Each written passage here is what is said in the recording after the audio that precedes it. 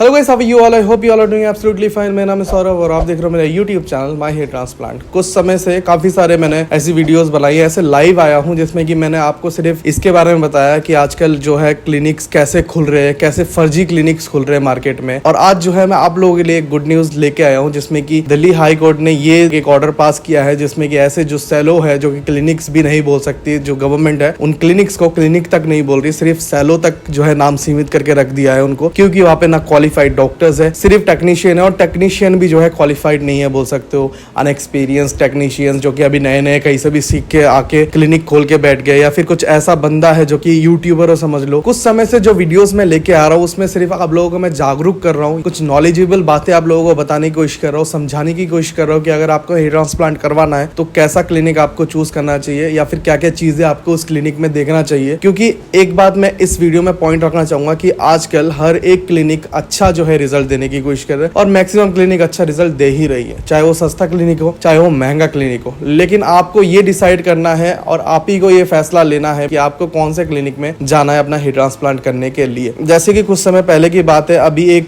Delhi high court में एक petition जो है फाइल हुई थी जिसमें कि अधर नाम का एक जो व्यक्ति था 35 ईयर्स ओल्ड का, जिनका पिछले साल जो है हेयर ट्रांसप्लांट के बाद मौत हो गई।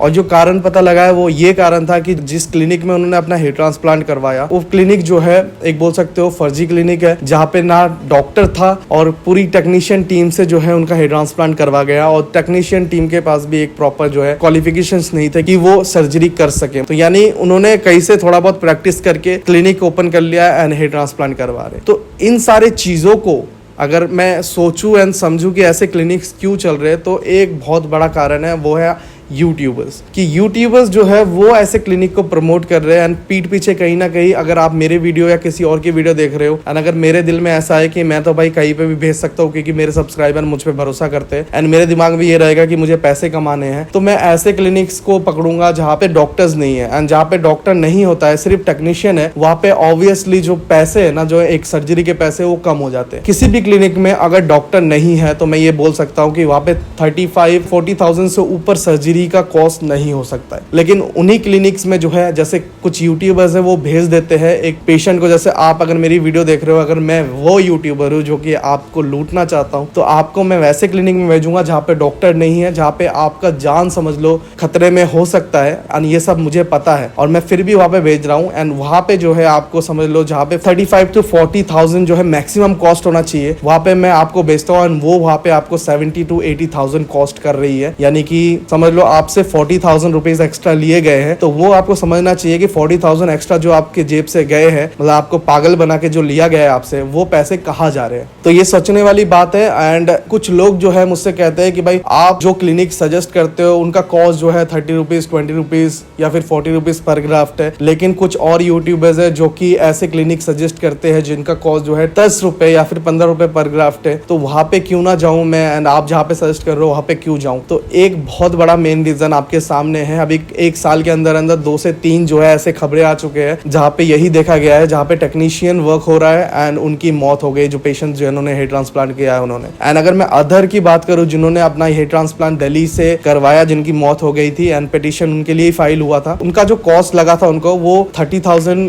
रुपए जो है उनका पूरा कॉस्ट लगा था। एंड कहीं ना कहीं मुझे ऐसा ही लगता है कि उन्होंने कॉस्ट देख के जो है डिसाइड किया ये क्लिनिक यहाँ पे जो है उनका हेयर ट्रांसप्लांट मात्र 30,000 में हो जाएगा। लेकिन इस कारण जो उनकी, मतलब मैं बोलूंगा एक ये डिसीजन लेने के कारण उनका जो है जान चली गई। यानी ये काफी बड़ी बात है कि पैसे के कारण जो है, पैसे देखा आपने ना ही कुछ और देखा चीजें, डॉक्टर है कि नहीं, या फिर क्या क्वालिफिकेशंस है, क्या ऑथेंटिक क्लिनिक है या नहीं है, कुछ भी नहीं देखा आपने। पैसा देखा, रिजल्ट देखा और आप चले गए। और रिजल्ट की बात मैं इसलिए कह रहा हूँ कि हर एक क्लिनिक रिजल्ट दे रही है, चाहे वो टेक्नीशियन कर रहा है या फिर डॉक्टर कर रहा है, हर जगह जो है रिजल्ट आपको मिल रहा है। तो ऑब्वियस सी बात है, जो पेशेंट थे अदर हमारे, उन्होंने वहाँ का रिजल्ट देखा होगा, उन्होंने रिजल्ट दिखाया होगा, इनको पसंद आया होगा कि भाई 30,000 में पूरा सर्जरी हो जाएगा, इनका रिजल्ट भी अच्छा है, क्यों ना मैं यहीं से करवा लेता हूँ। लेकिन जो रिस्क था वो उन्होंने नहीं देखा, वो नहीं समझे। तो जो घटना उनके साथ घटी वो मैं यही बोलूँगा कि थोड़ी सी लापरवाही उनकी भी थी।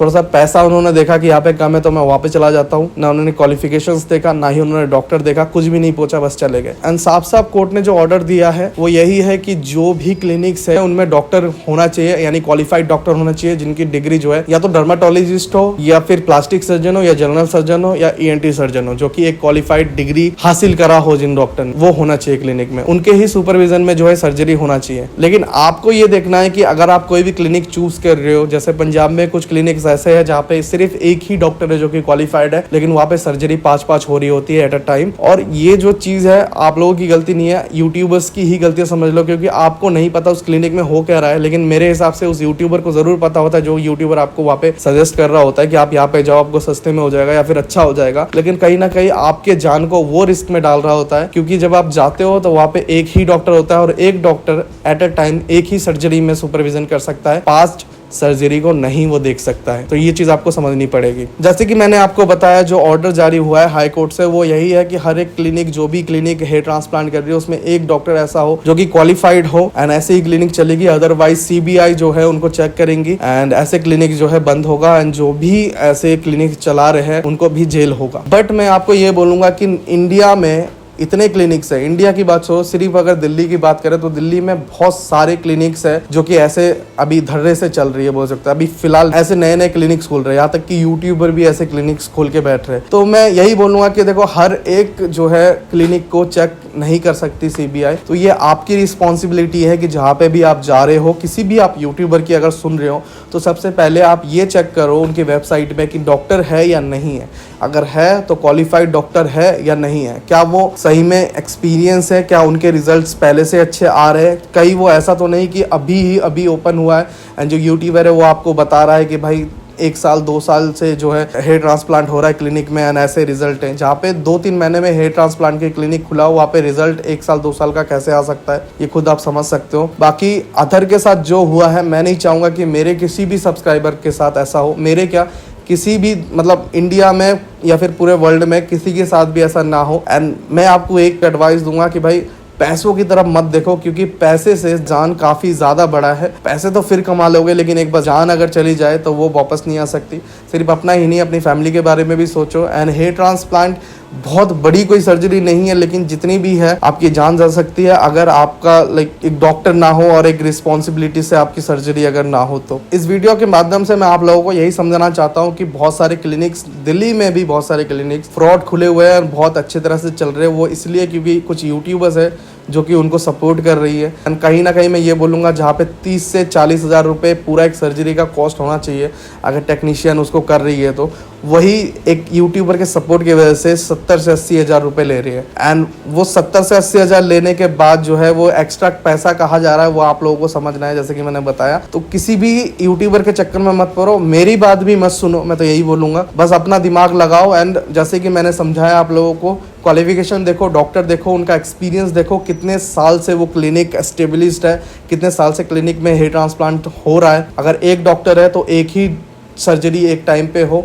अगर एक डॉक्टर है 5 सर्जरी हो रहा हो तो उस क्लिनिक को बिल्कुल मत एक्सेप्ट करना कि वहाँ पे जाना है मेरे को।